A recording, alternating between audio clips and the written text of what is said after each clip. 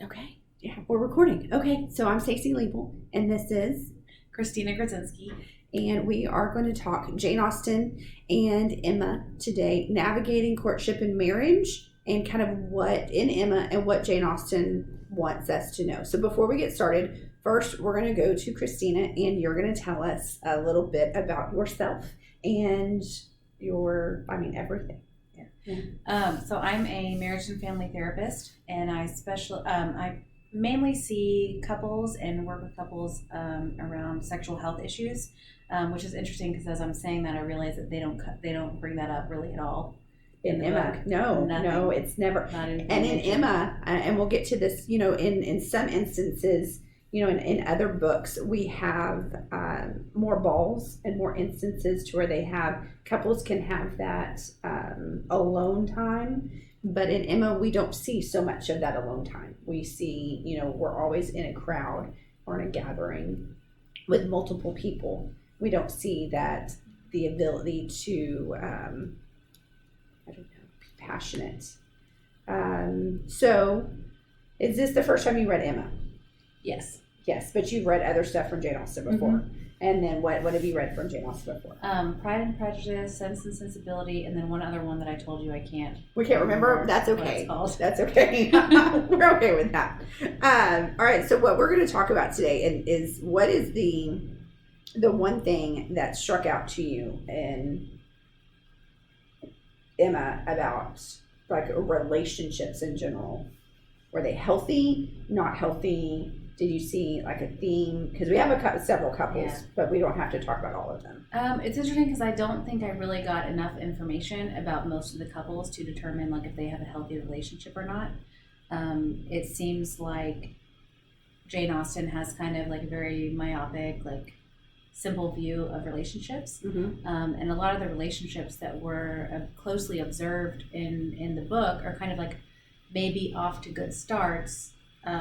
But kind of like what you said just now, a lot of their interactions are around other people. So it's like you can't always tell what's happening between two people if there is an audience. Right. Okay, so, and you had said that her relationships are very simple. Mm-hmm. So I know we've talked about this before, but for essence of the show today is, Jane Austen's own life. She never married. She got proposed to at one point in time, was engaged for 2.5 seconds. Literally the next day, she was like, nope, not happening, not getting engaged, I'm done. But financially speaking, her and her mother and her sister had to rely on her brother for a living situation. And then she was able to successfully self-publish books, and that really set her up to be able to write later.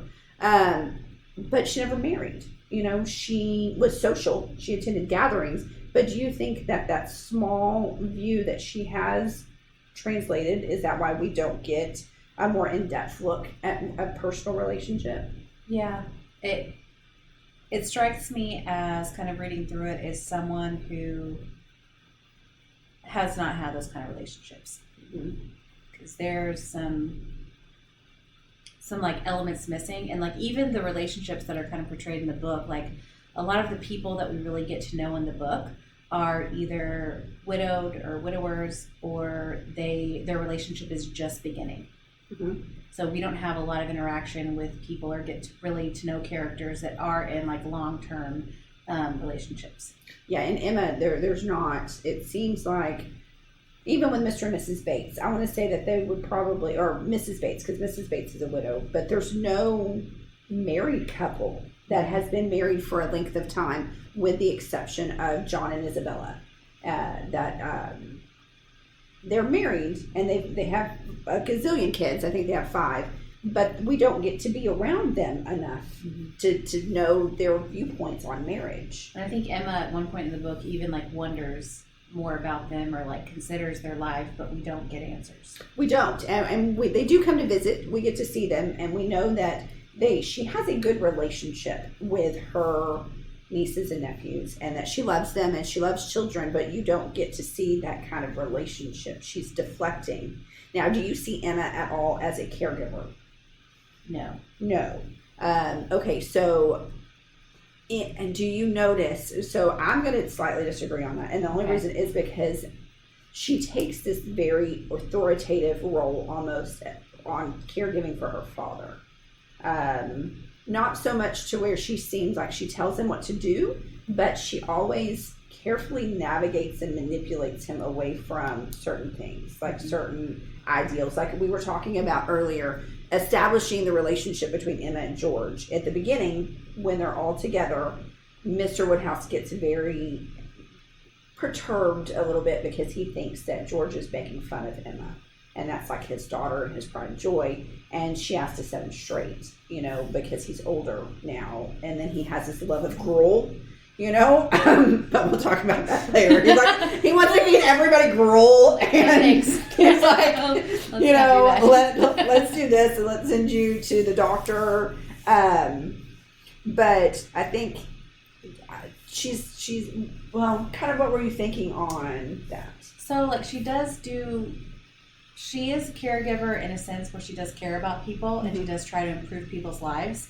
But in some instances, it seems to be more like a self-serving or even like codependent type caregiving rather than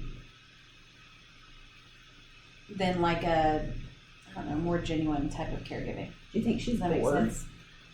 Yeah, probably. Do you think she's bored? I think she's bored. And at that time, at that time, you know, it's like if a woman's bored, you can't go get a part-time job. You can't really pick up a hobby. I mean, you could, but like, what could you do? Paint, sing, play piano, kind of everything that would happen in the book. Yeah, everything that we saw. But, you know, women at that time, if you're bored, it's like, okay, create relationships and be a matchmaker. Meddle in other people's business. Well, and she felt like she was really like significant. Yeah. So before we like talk relationships, a matchmaker. I think she would have been like really good at even being like kind of a business type woman, right? Like I think that more of her caregiving is in like you said earlier, a management role. It's not like a, you know, someone that's staying home to really care for people. It's like she's in charge. She's the boss. She runs the manor. She runs the relationships. She is in charge. So do you think that a matchmaking, I mean, because she made one successful match. We don't actually, you know, meet them so much. Do you think that's like a thing? Do you think people can really matchmake? I think you can, but like you have to know what you're looking for, and Emma does not know what she's looking for. She more likes the idea of people being together rather than like seeing what's between them. So like if I were to, because with a lot of my couples, I observe like they're more important than what they're saying is like the observed behavior that I have that I look at between them, right? What's their eye contact like? What's their sitting position like? Do they ever, you know, make some kind of physical contact? Sorry, I just touched your hand. It's okay. But do they, you know, what do they do, right? And if we're talking about difficult topics, do they lean in towards one another? Do they turn away? So there's like a lot of things that she doesn't really pay attention to or seem to understand at all. And that's like a really, really good point. So let's talk about how she completely is oblivious to that. Because she really she has Harriet Smith, and that's like her newest pet project. She, you know, we don't know who, in the beginning, we don't know who Harriet's parents are. We know that she gets money, Harriet gets money, and she's at this boarding school. But we don't know who her parents are. But Emma is trying to set her up with Mr. Elton, who is constantly complimenting Emma on, oh, your painting is so great, and I love how you put her outside by the tree. And when he went to frame that painting, I was like thinking, Emma, you are so dumb. Like you are so, not that she's dumb, but I'm like, oh, you're just so clueless. Because she just likes this idea of them being together so much that she's not really seeing what's there. Yes. So do you think that, you know, I think Jane Austen is very deliberate in her relationships. And there's nothing to say that there's anything wrong with Mr. Elliot. I mean, on the levels that we see, he's very complimentary to women. He was never disrespectful or rude. I mean, he went out of his way. I mean, he's kind of like a guy who's like, you're hungry?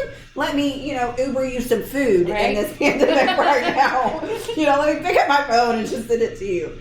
And she's clueless. She has like no idea. Do you think that age, you know, she's 17 or she's 21. She's 21.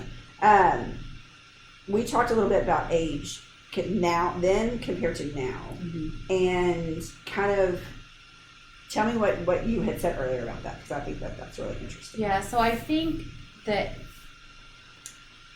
first of all, age range and ages, we just kind of perceive them differently now. You know, it used to be that, I know that with Emma it's a little different because she's really independently wealthy, but women used to have to rely on marriage to support themselves, or literally you might go and die in the street, right? So there's really that risk there, and that's, you know, puts a lot of pressure on marriage and on women and those kind of things. But the age difference almost seems, in the book and in that time period, seems less significant to me, because there's an inherent hierarchy with women during that time anyways. And I think when we're looking at age differences, what we're really talking about is this person that's older, do they have some kind of hierarchy or exploitation over the younger person? And I don't get the sense that Emma's being exploited in any way, and I don't get the sense that she's uncomfortable with it, or that anybody else is. Yeah. It was very normal. Yeah, and that's what's hard, because even nowadays you can have age differences in relationships and still have a successful relationship. But you really, you know, what most people worry about in those kind of age difference relationships is someone being taken advantage of here, right? Like, sometimes it could be an older person and their family could worry that, oh, this young person is taking advantage of them, or for their money, yeah, or for their money. status. Yes. And that's kind of interesting that we turned it there, is because it is a reversal of that situation. You know, back in, this was written 1814 and then published and finished in 1815. So economically speaking, you know, women, you got married if you had the availability to get married for love, then you were lucky. You know, that was like nonsense back then. Yeah, no, you couldn't. Nonsense. Yeah, there was no such thing as love. Yeah. You know, and so we see, you looked through, at that time with men, like you were lucky to be in love, right? But a lot of times you were looking, and this is something that's really not talked about very much, and obviously not portrayed in novels or in other things, but men and women looked for love outside of their marriage, right? Whether that's with a mistress or with a friendship or with something else. And you know, that gets into down another rabbit hole. But we can talk about that in a different podcast once we get this thing going. But no, that's true. You look for that emotional connection, you know, because then we could even talk about like the actuality of homosexuality and, you know, lesbianism, because, you know, there for a little while in reading Emma, I almost thought that she was a lesbian. She has a crush on Harriet. I thought she had that crush on Harriet, like a girl crush. But in her viewpoints on marriage, where she was adamantly, I don't want to get married. I have no desire to get married. I don't have to get married. She says, and I wrote it down somewhere, and I'll find that in a second, but she's like, I don't have to. I don't have that same dependence on marriage. I don't have to, you know, to do that. And so she has the ability to, let's see, it says, wrong one. She says, I must find other people charming, or one other person at least, and I am not only not going to be married at present, but have very little intention of ever marrying at all. What a luxury for her. Oh, isn't it? I mean, that's kind of exciting to know. I mean, now we look at it and we can be... Yeah, now women have that option. Yeah, you don't have to get married. You don't even have to have kids if you don't want to now. I know. Isn't it amazing? And you don't really see, I mean, you see her for like a half a second with her nieces and nephews, you know, where she's like, no, nonsense, bring them here, I'll take care of them. Mm-hmm. You see that caregiver, like, mentality. But I think she was also doing that in front of Mr. Knightley to gain his favor. You think? I think so. Think? Maybe. Okay, so let's talk about Emma and Mr. Knightley a little bit. We have disagreeing opinions on Mr. Knightley, which is exciting, but I want to hear, you didn't like him. Yeah, well, it's weird because it's like I liked him, but I didn't want to like him. Okay. Does that make sense? Like, yeah. I liked him, but I didn't want to like him, and part of the reason was because he's, like, almost too perfect. Okay. Like, what's going on that you're this perfect? Like, why? Okay. like there's something fishy for me there. So, and for me, that too perfectness was Mr. Elton. When he, that too perfect, like constant flattery, like on the painting that we talked about earlier, when Emma had made Harriet's painting, and Mr. Knightley's comments on it was, you made her too tall. That's all he said. And Emma's like, in her head, yes, I did, but I'm never going to admit to that. But Mr. Elton is nothing but flattery. Yeah. And we find out later, obviously, Mr. Elton professes his undying love for Emma when they're in the carriage. And Emma's like, no, you like my friend. And he was like, no, you've been on my advances. You think that she intentionally made her that obtuse? Like, just a not, or do you think would hope so. I would hope so. Or do you think that it's just that she didn't want to see it, that she wasn't paying attention? I think the difference between those two for me is that Elton clearly has his flaws. Like, we learned that he's more about kind of practicality, you know, and his financial well-being, and he has kind of a different set of priorities, and so he does have his flaws, and his perfectness is sort of like a farce, right? Yeah, it's a farce. Whereas Mr. Knightley, like, okay, he really is perfect. It's like, he's what's like going your on hero there? a little bit, so we don't ever find out what's wrong with him. I know that for me, their relationship was like the most normal.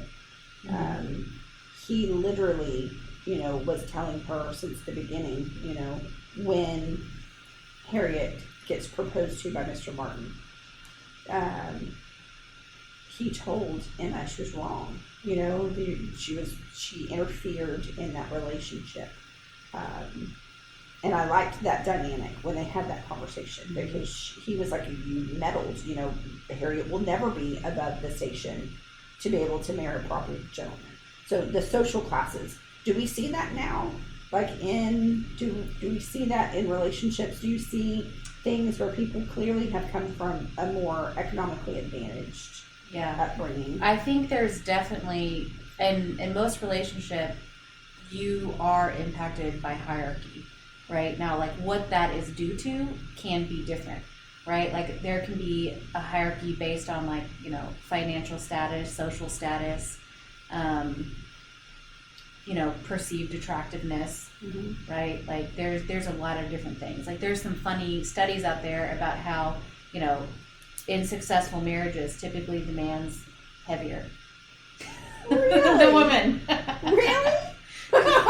Tell me more. So there's like some weird stuff out there that you wouldn't think is like a hierarchy status, but if the woman's like perceived, or if like, well, I shouldn't say, if the woman's like perceived as being more attractive, right? That's what that says to me, right? If the woman's like a little bit fitter, a little bit thinner, like then the man thinks, I don't know, got her. Like I've got the one or something. I don't know. Okay. Yeah. So there's like that, and that's just an example. That's not always true, right? And like sometimes that can be reversed, because I don't want to make that like a, you know, like I'm being sexist in some way.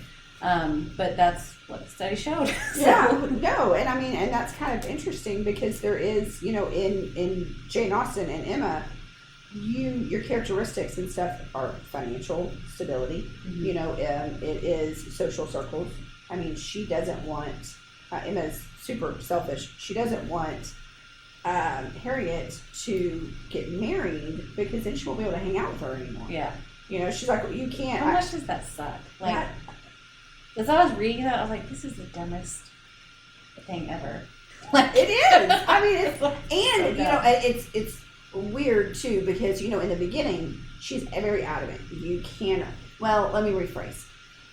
She's more manipulative, I think, because she never comes out and says, no, you can't marry him. She gives all the reasons why it wouldn't be advantageous to marry him, but she never comes out and says, oh, he's bad for you. But she manipulates her way into saying, no, you shouldn't do that. I really liked when she like read his letter and she was very surprised by it. Yeah. I really thought that was so sweet. And I really, one of my favorite characters is Mr. Martin, although we don't really get to know him very well, because of his sweetness and directness towards Harriet. And, oh my gosh, I even further liked him when she ran into him at the store. and he and his sister were so courteous and kind After towards she had her, like after she denied had him. rejected him. Well, and then And I was like, "Can marry him?" And did you catch this? How Mr. Knightley was actually ultimately the matchmaker in Harriet and Mr. Martin's marriage, where Emma had sent Harriet to London because she felt guilty because she was marrying Mr. Knightley and didn't tell Harriet yet. So Mr. Knightley sends Mr. Martin to London on his behalf, and they just happened to end up hanging out together a lot and having that one-on-one time that we didn't see. And thinking back what you said about how her relationships were really simple and they weren't expanded on and things like that, that I understand now why. But we didn't see that expansion of the relationship. We just get told that they finally got that time to be together on that. Yeah. So the roles were reversed, and George was the matchmaker, the good matchmaker all along. He is a good matchmaker. He is. Well, and I think for him, he just sees things a little bit more clearly, and he takes a lot of different things into account as well. Like I know with Mr. Elton, like it was kind of judgmental towards him about him valuing, the finances and the wealth and setting himself up and that kind of stuff. But, if you have priorities in what you want in marriage, like that's okay. Like if that really is, if you're making a decision in your life to prioritize certain things and your life is not going to be fulfilled without those things, then you need to be aware of what you need, what you want before you're getting into, a lifetime relationship, right? That's the goal of marriage. So although I think we have, I don't know why I switched to Mr. Elton, but with Mr. Elton, we have a sense of wanting to be judgmental. Well, Emma's judgmental to him, and then we judge him, right? That made me dislike his character. But then I thought about it more, and it's if someone comes into my office and this is their priority in life, this is that person's priority. And that's okay. There's nothing wrong with creating a goal for yourself and then going after that goal. And it might seem like the wrong thing to do because that's what we're told, but really finances is one of the number one things that couples fight about and divorce over. Is money. Okay. And is it just that stability of money in the relationship and having that security? Sometimes people that have lots and lots of money fight about money and divorce over it. Because it's how are we spending? How are we saving? What are we spending on? How are we prioritizing? There's a lot of, in Jane Austen's novels, it's a little bit simpler because at that time men controlled money, right? If you had money, the man controlled it, you did whatever and got whatever. Yeah. But now it's a little bit more complicated because, both partners have a say in how the money is spent, and everyone has emotional ties to finances, right? And Elton did good for himself. He married someone else that values money in the same way that he does. Yes, I think that she puts on her. Yeah, they value it very highly. So I think that relationship actually blends. We don't see a lot, and what we do see of her, she seems very pretentious. Yeah. But they match. She is the more outspoken part of that personality that you see, where his was more reserved because it had to be, because he was looking for someone that could help make him financially stable. Well, another one that we talk about in a different way is Jane Fairfax. So she is, Emma can't stand her. I feel very similar to Emma. I feel I don't get you. Yeah. I don't understand you. I don't know anything other than, you're polite and nice to be around and you can play the piano and sing. That was that's your ideal 19th, and this is early 19th, so 18th century, 19th century perfect woman, except she was poor. She didn't have any money. She was going to have to, obviously there's various stages of poor, but she was going to have to work or marry wealthy. That's her only two options. Yeah. But she was that ideal, I think, woman. And there's always one or several in Jane Austen's book, because I don't think Emma was ideal for that time period. I think that she had a voice and a mind and a quick wit, and she used it even when she shouldn't. But Jane didn't. She was smart, and we only see one possibly one outburst, really, of her independence. Well, and we also have to remember that Jane doesn't have the privilege or the ability to do that. Emma can be all of those things. Mm-hmm. She has a privilege to do that because she is independently wealthy. Whereas Jane probably, I find myself thinking that if Jane is wanting to behave in some of the ways that Emma does, but she can't. She has to be more restricted because she doesn't have anything to back her up. She doesn't have, a dad who's going to support her. Mm-hmm. She doesn't have, well, in a lot of ways, I don't know if she even has it seems like she has the social support, maybe. She's definitely connected. I mean, she has to, but she still can't because, But she's like, it was interesting because in the novel I got the impression that her social connections were about to be cut. They were limited. Yeah. Yeah. I think that at some point we are very deceived. In the courtship, we talked about Emma, how she was like, I had no idea that he liked me so much. I just don't know. But in the same thing, we have Frank Churchill, who him and Jane are secretly engaged. But well, that's another thing. I felt like, I don't know. I just feel like, how could you have not known? Because whenever I found out that they went to Bath together, wherever they went, and then both visited, I was like, well, of course they're together.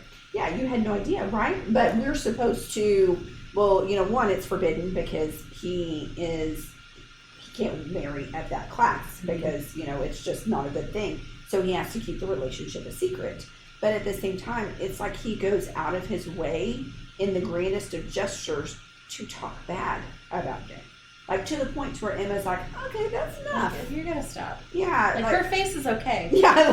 Yeah. Where she's nothing's wrong with her face. Her complexion is, but he, like, really goes out of his way in this, like, huge ways to point out her flaws. Yeah. And so Emma, being Emma, and kind of manipulative and wanting more of that relationship, and she mistakes the courtship. She mistakes that affection and that attention that she's getting as a romantic feeling. So is that common? Do people all, like, misconstrue attention for love? Yeah. Sometimes I feel like more so, well, yeah, equally. Mm-hmm. Yeah, equally. Because I'm like, it's very easy to do that, especially with people that have personalities that are kind of like bubbly and outgoing and fun. Like that oftentimes gets mistaken for interest. And I find that for men that have that kind of personality and that are like empathetic and will just talk to people, a lot of times that gets misconstrued as interest when really it's not. And it's hard because, you're not always on the same page with people. Right. But now we have the ability, I work with a lot of different couples and a lot of people that are like going out there and trying to date and stuff like that. And one of the biggest things I tell people is like, just be direct. Yeah, just like, be honest. Yeah, I'm looking for a relationship here. Maybe not right now, but like at some point. I'm looking for a marriage here. Maybe not with you, maybe not right now, but at some point. Do you tell that to women or men more often? So I tell that to both, because the reality is that dating online is incredibly difficult, and some people want to play games, or some people want to hook up or whatever. But it's important to be really clear. Mm-hmm. It's okay to tell someone, hey, I just want to hook up. I just want like a friendship with benefits. It's okay to be direct about what you want and define a relationship. Defining a relationship doesn't mean you have to be like an exclusive couple. Mm-hmm. It just means like we both understand what's happening here.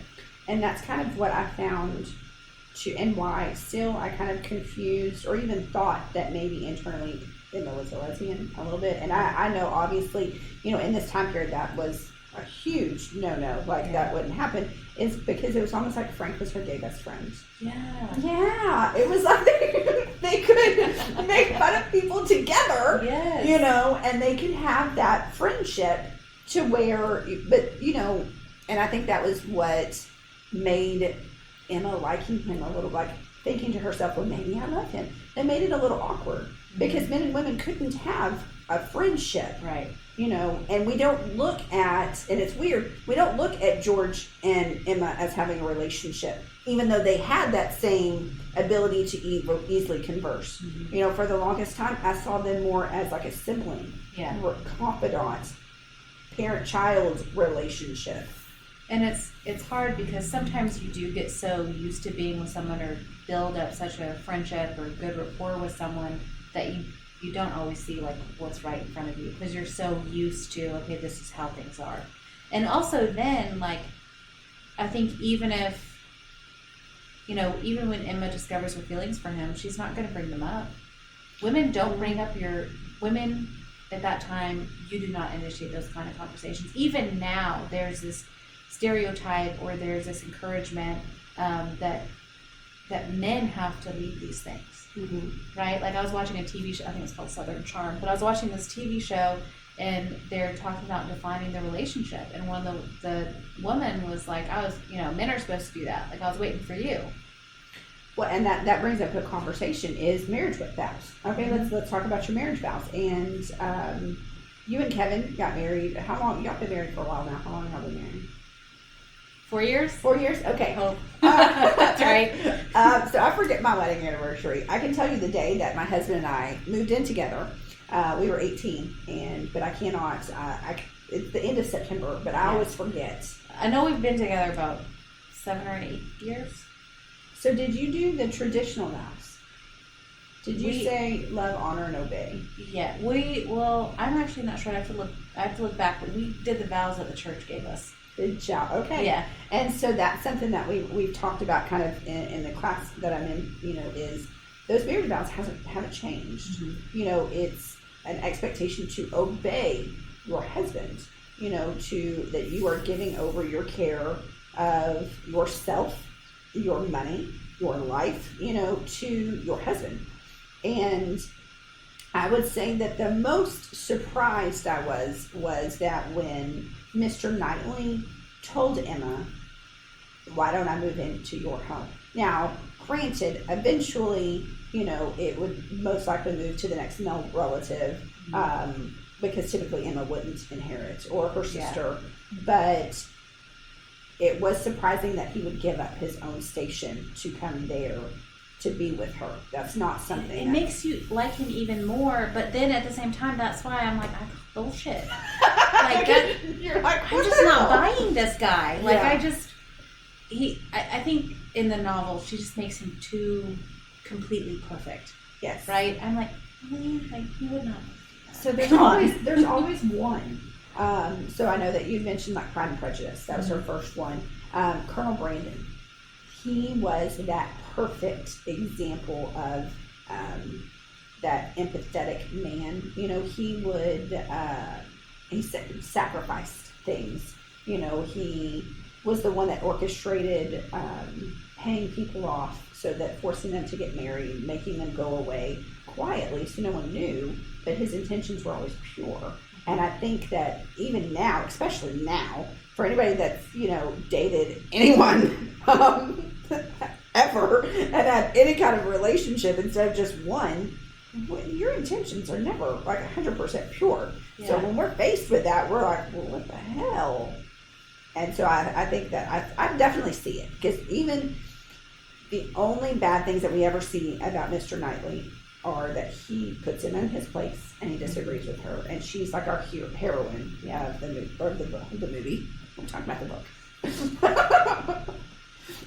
Okay, so we're at 34 minutes, and so we don't have to go. But is there anything else, like from your anything that you wanted to talk about that we haven't? Let me see.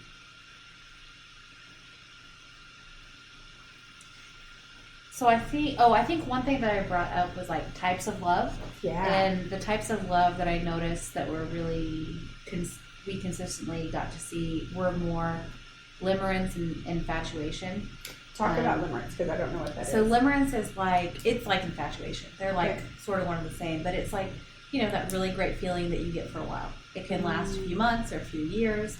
but typically that kind of wanes over time, and then and it can come back, right? But it's typically wax and wanes over time, especially when we're talking about marriage. We're talking about, you're not going to get married and think we're going to be married for 5 years. You get married and you think you're going to be married for the rest of your life. Right.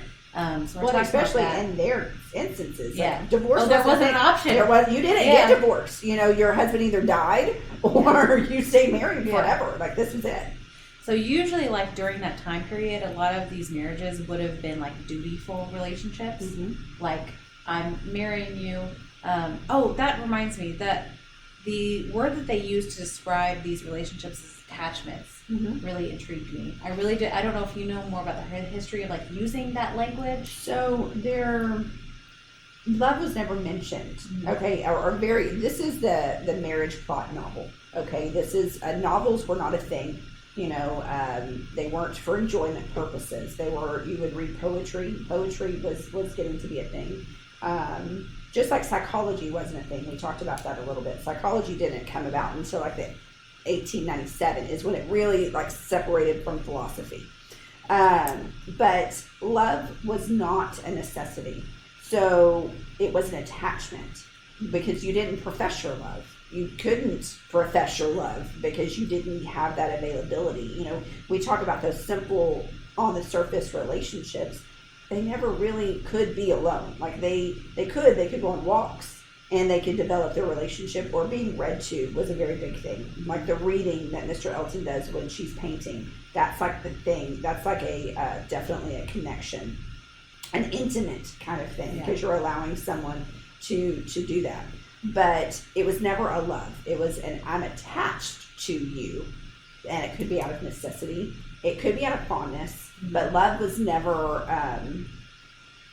really a big thing. And that's why, like, even when I talk about limerence or infatuation, I'm not really sure that was happening because, like, I don't feel like I got a great insight into what's happening, like, with the dynamics with each couple, except for maybe Emma and Mr. Knightley. But their relationship, kind of like you said earlier, is more like a sibling relationship. It is. So that's because I work with, when I work with couples, like, having a sibling relationship can really get in the way of having a marital relationship. And also having a friendship being primary, like, and it changes over time. Like I said, like, there are things that go up and down. But also I have a lot of couples that say, oh, we're best friends. And I'm like, well, that's the problem. You're not best friends. You're in a marriage. Right. Like, this is not how this works. And so one of the things that I thought about, because I think I told you, I just finished reading the last chapters today. But one thing that really concerned me about Emma and Mr. Knightley's relationship is that it seems more sibling, friendship, companionship, rather than like a marital relationship. And what's that transition actually going to be like for them? Right, because we don't ever see like the passionate part of the marriage or anything like that. So that too was a little disconcerting, because she even goes so far to tell him that she will never be able to call him George. Yeah, which is very weird. It's except for on their wedding day. She's like, I can call you George on our wedding day, but I can't. After that, it'll be Mr. Knightley. Yeah. I actually don't pick, I specialize in sexual health, and I don't know if your teacher feels about talking about this, but I actually, reading that, I got the sense that they would be like a platonic marriage. Oh, okay. That it would be, well, because I know that the age difference, like you had said, which is really enlightening to know, because back then, 21 and 37 wasn't so different, when you have that kind of lifestyle. It was very similar to that. Now, 21 and 37. You're like, whoa. You're like, what do you Not that it can't be a good relationship, but just that it's so different. Like, it's such... When you have the expectations of working, a 21-year-old isn't even really out of college, much less started their life. And the 37-year-old, we have this expectation of being established. Right. And I guess that's why when we go back and look at these novels, we still cheer on the relationships, because the ages are mentioned, but they're glossed over. We get an introduction in that. Their beauty is talked about more.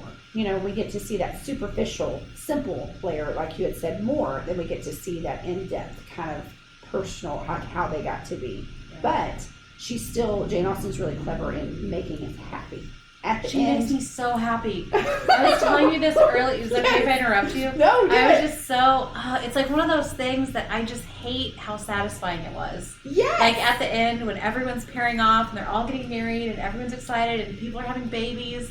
Like a part of me is like, this is so like cliche, but I'm like loving it. I'm like, give me more. Yeah. And so, how do you think, by like your perspective, psychologically in the setting, and you may not, because it could be just a human thing. It could be a woman human thing that we just love and attachment and the story.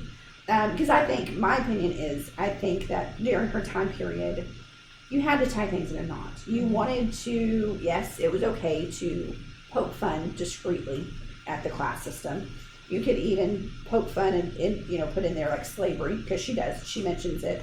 I found it interesting, and I'm going to digress just a little bit, that it was slavery of the mind this time, and I kind of felt that as, women could only be governesses. So I kind of felt like her subtle, satire and things like that is great. But to get bored women who have the money, because you have to have the money to buy the books, to read this and to talk about this, you have to tie it in a nice, neat little bow. Mm-hmm. And you have to make a love story happen. We have to throw it in there and be like, done. Everybody's married. Did you notice how that we get all of this build up for 3 chapters of Everybody's in Love and Married at the end? Mm-hmm. But I don't know. Is that a thing? Is it a women thing? Is it? We have to have that emotional attachment? I mean, I don't know. I think, and now we can say that that's a women thing, but I find that men find those things satisfying as well. They're just they're just not supposed to say it. You know what I mean? I feel like anyone would want to know, men wouldn't just go and read the book, right? Because it's not something that is advertised towards men. It's not something that men would be like, yes, let's read this. But at the same time, I feel like if you get to know any of these characters, you're going to want to see what happens. Right? Get invested. Especially with me, I got really invested with Harry and Martin. I'm like, they better get married, or I'm going to be pissed. They were so upset. And that's their my happiest thing for them was that they finally got to be married. Yeah. Because I think of all the couples, even though we didn't see them as much, they're the couple where I was like, wow, I think they're really in love. Mm-hmm. And they're really in love. I think this is going to be a good, balanced, marital relationship. I think they also had that infatuation with one another to kind of build that up. So I have the most confidence in their relationship. As far as having, mutual benefit and mutual pleasure out of the relationship in marriage. And they were, he was successful. He could take care of her.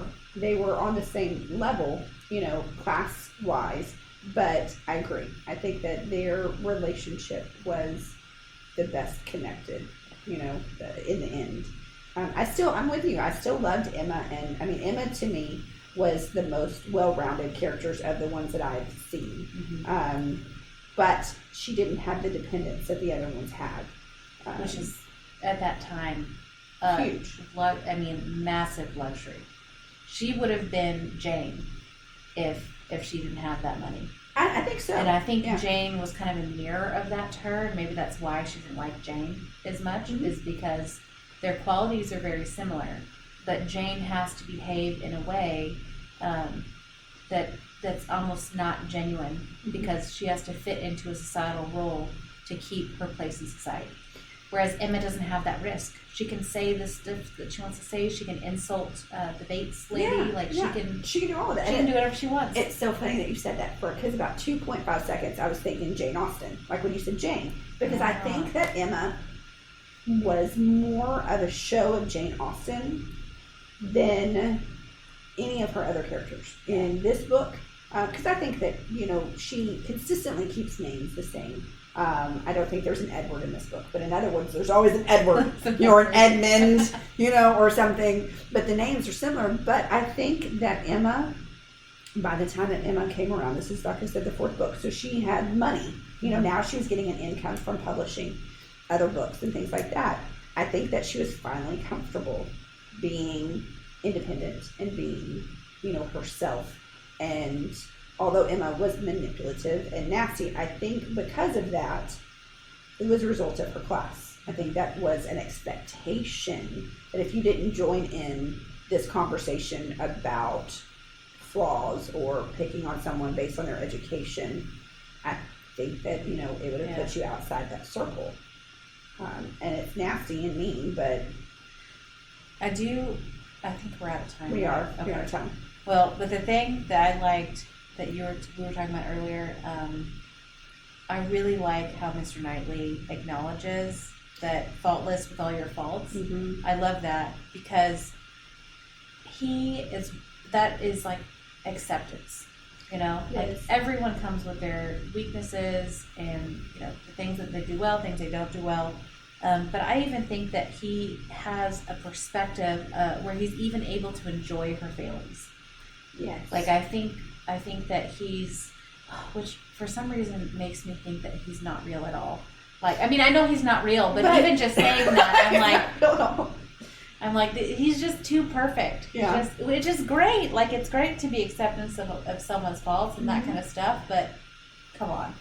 Yeah, but that's not going to look perfect. Okay, well, thank you. Thank you very much for watching and for this submission. We are going to discuss possibly making this like a thing and doing a podcast. So thank you, and we appreciate you for watching. Have a great